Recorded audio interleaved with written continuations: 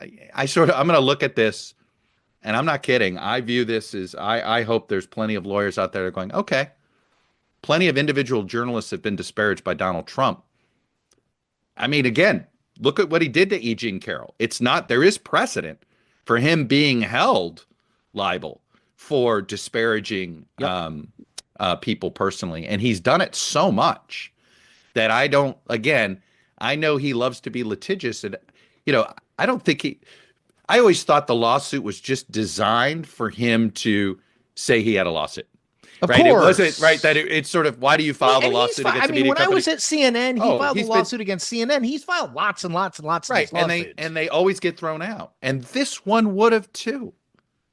I just don't see how they thought it wasn't going to be. Other than it was clear that there were, I think, Trump's side felt more motivated to go further than they have in previous suits. Normally they sort of accept reality after the PR side of it is done, you know, for the suit. Right after he's kind of muddied the PR waters. You know, this was stunning to me and absolutely a gut punch to anybody that works at a major media company, because I think it sets a precedent that is going to be very difficult. It's going to be very difficult to get out from under potentially.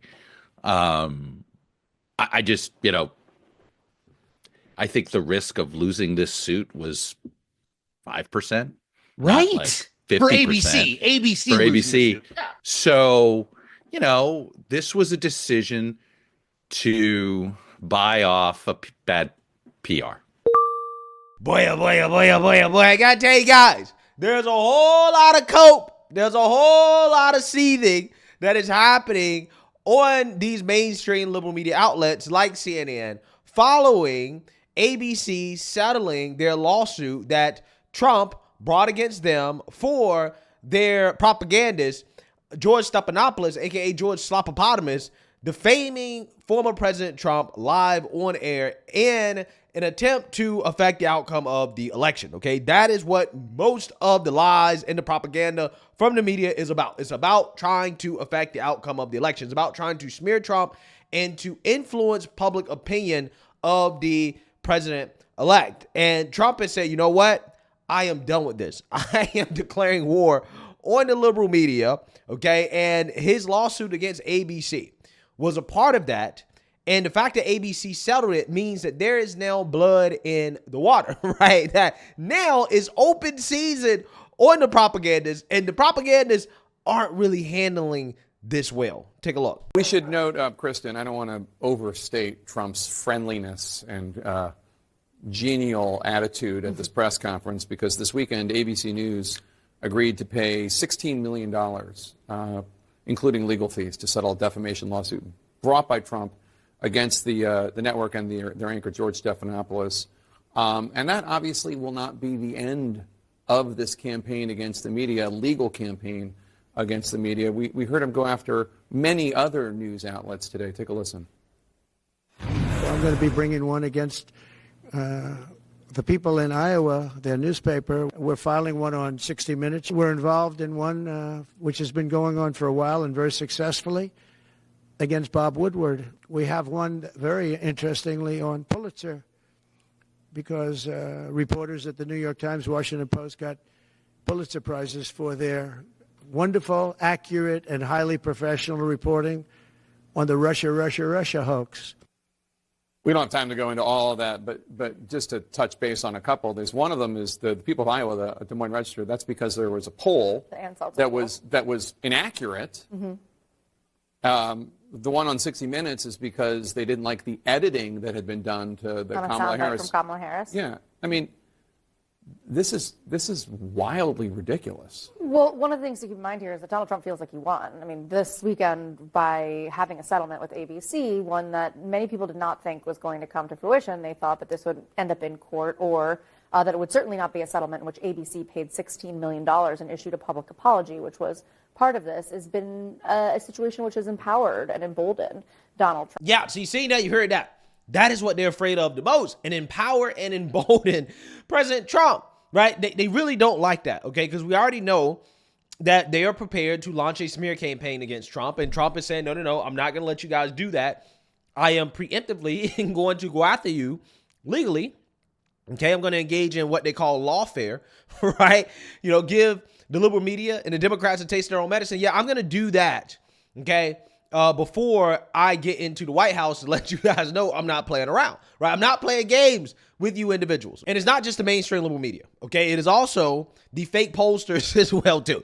Because as Trump promised, he did file a lawsuit against Ann Seltzer, the woman behind the very, very, very inaccurate Iowa poll that was clearly designed to give Kamala Harris and the Democrats and their supporters hopium going into the election, right? To try to affect the outcome of the election. And Trump is saying, no. We're not going to let you get away with that either, okay? Because that's also a part of the propaganda that you guys use against me, the fake polls. So therefore, we're going to sue you as well, too, okay? We're going to go after everybody. And clearly, CNN is not having a good time dealing with this new reality. First of all, tell us what this suit is. This is not exactly a defamation suit. No, unlike a lot of the lawsuits Trump has filed in the past, usually unsuccessfully against news outlets, this is not a defamation suit. This is a case in Iowa that relies on a pretty dramatic or aggressive interpretation of the Iowa Consumer Fraud Act. That's a law that prohibits deception when advertising or selling merchandise. So you can imagine Trump's legal team here looking for a law in Iowa they can use to sue Ann Seltzer and the Des Moines Register and its parent company, Gannett. And they've landed on this consumer fraud protection law. They're basically arguing that the poll was an example of fraud, that it was, quote, election interfering fiction. Now, as you said, John, Ann Seltzer has a sterling reputation, or at least she did until this year. Her pre-election poll was wildly wrong, and she has acknowledged so. She went through the data last month trying to figure out what went wrong, and she came to the conclusion that she did her job the best she could, and the poll was off for a variety of obscure reasons that just chalked up to the reality of the difficulty of polling. In other words, she's saying she reported the facts the best she could. But Trump is saying this poll was fiction. It distorted the final days of the election. This seems like a legal long shot, but oftentimes when Trump files suit, the goal is not necessarily to win, it's to make his opponent suffer. And this might be one of those cases, John. Yeah, look, polls miss sometimes. I mean, that's why there's always a margin of error. This was way out of the margin of error, but polls miss sometimes. You talk about how sometimes Trump does this to cause pain. There may be an even bigger strategy here, which Trump frankly alluded to at this news conference as he heads into this new administration. Yes, talking about straightening out the press. That's a euphemism for trying to tone down any and all negative or critical coverage. And we know that he spent his first term in office deriding so-called fake news, trying to label real news as fake. Now he's taking actions, not just using his words, but taking actions. And I don't think it's a coincidence that he was able to prevail against ABC with that shocking $15 million settlement on Saturday. But the broader point, as Puck's Tara Palmieri wrote last night, the broader point might here be to deter polling in general, to stop pollsters from coming out with polls that make Trump look bad. He has a tremendous amount of power right now, and Trump seems intent on using it in aggressive ways he didn't use the first time around. Yeah, so you heard that. Now, I love how CNN and Brian Stelter framed this as if Trump is just trying to censor polls or the mainstream liberal media. When that's just simply not the case, right? Liberal media has lied and lied and lied and lied and lied, and they never get held accountable for their lies, okay? They push lies under the guise of journalism. They push propaganda on behalf of the Democrat Party under the guise of journalism, and in the course of doing that, they put out things that are defamatory. They say things that are defamatory, which was the case of George Stephanopoulos with ABC. And in the case of CBS, they edited an interview to make Kamala Harris look better than she actually did during that interview. Again, acting on behalf of the Democrat Party. This is fraudulent behavior, okay, from a news outlet. And in the case of this poll out of Iowa, allegedly, that was fraudulent because of the fact that this woman had a track record of putting out fairly accurate polls. And just right before the election, she put out a poll that the mainstream liberal media ran with as a way to hype up Kamala Harris and to try to motivate her supporters to get out and vote. I mean, she pushed the same narrative from the findings in this poll that the mainstream liberal media and the Democrat Party was pushing, which is that they're going to be a bunch of old white women, okay, that are Republicans and Democrats. They're going to come out and vote for Kamala Harris because of abortion, which is what the Democrats wanted to happen. This is the reality they was trying to create, okay? It wasn't the actual reality. It was the reality that they wanted, okay? And clearly, in my opinion, you have some polls that were skewed in Kamala Harris's favor in order to try to make that reality possible, okay? That's the only explanation for why is it that all of these polls, a vast majority of them, were off. Now, the so-called right-wing polls, like Rasmussen, like Atlas Intel, Trafalgar, they were more accurate, right? They were actually more accurate because they don't have an agenda. But the polls that clearly have an agenda, those weren't all that accurate. Why is that? Why is that? I'm just saying. So, with that being said, again, more coping, more seething here from CNN because they're going to be upset that Trump is giving the liberal media a taste of their own medicine. I mean, Hadass, it seems like this is one of those Trump lawsuit threats, but it sounds like he's making good on the threat. Apparently, he's not suing for defamation here. What can you tell us? Yeah, he's made good on the threat. The lawsuit has been filed, and he's not suing for defamation, libel, anything like that. He's actually suing under what you could say is a very aggressive reading of the Iowa Consumer Fraud Act. Now, this act, it prohibits deception when advertising or selling merchandise. That's to say something like, oh, buy this product and you're going to lose 15 pounds tomorrow. That's what it's aimed at. But he is taking that and saying that the news coverage that was caused by this poll, as you noted, that flurry of coverage said, oh, maybe Harris can pull this off, even though Trump had won it 2 times before. He says that this was intended, that it was intentional to artificially help Democrats during the campaign. He doesn't show in this lawsuit that Seltzer or the Des Moines Register did anything improper in this poll or how it was done. And we do have a statement from the Des Moines Register. They've acknowledged that the poll did not show the ultimate margin of President Trump's election day victory. But I do want to read part of this to you because they also say they acknowledge this by releasing the poll's full demographics, crosstabs, weighted and unweighted data, as well as a technical explanation from Pollster and Seltzer. They say we stand by our reporting on the matter and believe the lawsuit is without merit. Now, Jim, we've all seen polls in the past. Sometimes they're right, sometimes they're wrong. Even Donald Trump himself has pushed rather unscientific online polls. And Ann Seltzer herself has even wondered if the coverage of her poll actually helped push more Republicans out to vote for President Trump. But Jim, even if this gets thrown out, and a lot of experts in media law and the like say this isn't going to go anywhere, in these types of situations, the process is the punishment.